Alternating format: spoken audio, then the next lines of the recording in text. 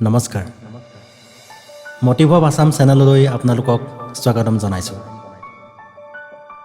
এনেকুৱা কোনো যুৱতী যদি আপুনি কেনেবাকৈ পাইছে তেন্তে এখন্তেকো পলম নকৰি তেওঁক বিয়াৰ প্ৰস্তাৱ দিয়ক। কিন্তু কেনে যুৱতী তাকে আমি জানো আহক এই ভিডিঅ'ৰ যোগেদি। কিন্তু তাৰ আগতে আপোনালোকক কওঁ যে যদি এই ভিডিঅ'টো চাই আপোনালোকে ভাল পায় তেন্তে এটা লাইক কৰিব আৰু ভিডিঅ'টো একেবাৰে শেষলৈকে চাব, কিয়নো আধৰুৱা জ্ঞান বা অল্পবিদ্যা সদায়ে ভয়ংকৰী হয়। বিয়াৰ ক্ষেত্ৰত সকলোৱে কিছু নহয় কিছু চিন্তিত হয়, বিশেষকৈ ল'ৰাসকল। তেওঁলোকে ভাবে যে বিয়া কৰাম হয়, কিন্তু ছোৱালী বা কেনেকুৱা হ'ব? যাক তেওঁ বিয়া কৰাব তেওঁৰ লগত গোটেই জীৱন সুখত কটাব পাৰিবনে জীৱন অধিক জটিলহে হৈ পৰিব? এনেধৰণৰ এবুৰি চিন্তাই বিয়াৰ পৰত প্ৰত্যেক যুৱকৰ মন আৱৰি ধৰে, আৰু বিশেষকৈ যদি প্ৰেম বিবাহ নহয়। ইফালে শাস্ত্ৰতো কোৱা হৈছে যে সদায় যোগ্য ব্যক্তিৰ লগতহে বিয়াত বহিব লাগে, নতুবা জীৱনত তেওঁলোকে বহুত ঘাত প্ৰতিঘাতৰ সন্মুখীন হ'বলগীয়া হ'ব পাৰে। কিন্তু আমি কেনেকৈ জানিম যে যাৰ লগত আমাৰ বিয়া হ'বলৈ গৈ আছে তেওঁ আমাৰ বাবে ঠিক হয় নে নহয়? সেই কথা আপুনি বা মই সাধাৰণ মানুহে যদিও ক'ব নোৱাৰোঁ, শাস্ত্ৰত ইয়াৰ সবিশেষ দিয়া আছে। এতিয়া আহক আমি জানো যে বিবাহৰ যোগ্য কন্যাৰ গাত কোন কোন লক্ষণ থাকিব লাগে।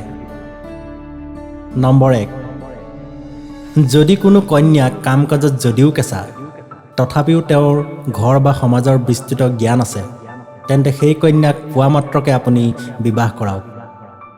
এনে ছোৱালী সদায় সচেতন হৈ থাকে আৰু ঘৰৰ মান সমাজত উচ্চ কৰি তোলে।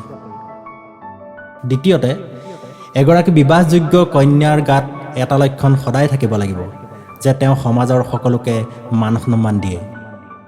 ডাঙৰক যেনেকৈ সন্মান কৰে ঠিক তেনেকৈ সৰুকো সন্মান দিয়ে, মৰম দিয়ে। তৃতীয়তে, যি যুৱতী সংস্কৃতিবান, সমাজৰ পৰম্পৰাৰ প্ৰতি সদায় সচেতন, তেনে যুৱতী বিবাহৰ বাবে একেবাৰে উপযোগ্য বুলি গণ্য কৰা হয়। এনে যুৱতীৰ স্বামী সদায় ভাগ্যশালী হয়।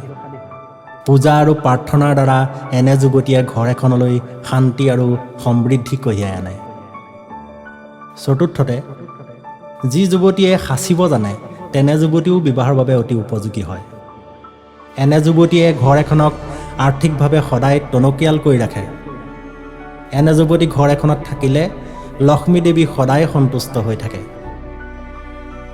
পঞ্চমত, যি যুৱতীৰ মাত মিঠা, কথা ক'লে শুনি থাকিবৰ মন যায়, তেনে যুৱতী বিবাহৰ বাবে উত্তম হয়। ইয়াৰ উপৰিও যি যুৱতীয়ে সময়ত উচিত উপদেশ দিব পাৰে, কঠিন সময়ত সদায় ধৈৰ্য ধৰে, তেনে যুৱতী পালেও বিবাহত কেতিয়াও দেৰি কৰিব নালাগে। এনে যুৱতীয়ে পুৰুষৰ জীৱন সফল কৰি তোলে। যি যুৱতীয়ে সদায় ভাই ককাই বাই ভনীক মৰম কৰে, ঘৰৰ ডাঙৰ সৰু সকলোকে সুখত ৰাখিবলৈ চেষ্টা কৰে, তেনে যুৱতীও বিবাহৰ বাবে সদায় উত্তম হয়। 8 নম্বৰত, যি ছোৱালীৰ কোনো অহংকাৰ নাথাকে, ঘৰৰ সকলোকে মান সন্মান দিয়ে, তেনে ছোৱালী বিবাহৰ বাবে সৰ্বোত্তম হয়। আৰু শেষত 9 নম্বৰ, যি ছোৱালীয়ে ঘোৰ বিপদতো নিজৰ পৰিয়ালৰ পৰা আঁতৰি নাযায়, পৰিয়ালৰ সুখ দুখৰ সমভাগী হৈ থাকে, তেনে যুৱতী বিবাহৰ বাবে খুব ভাগ্যশালী হয়। গতিকে এনে গুণ থকা যুৱতীবোৰ বিবাহৰ বাবে সৰ্বোত্তম হয়। আপুনিও যদি এনে গুণ থকা যুৱতী ক'ৰবাত বিচাৰি পাইছে তেন্তে এক মুহূৰ্তও পলম নকৰিব, আপুনি তেওঁক বিবাহৰ প্ৰস্তাৱ দিয়ক আৰু বিয়া কৰাই গোটেই জীৱন সুখে সন্তোষে পালন কৰক। আজিলৈ ইমানেই। ধন্যবাদ।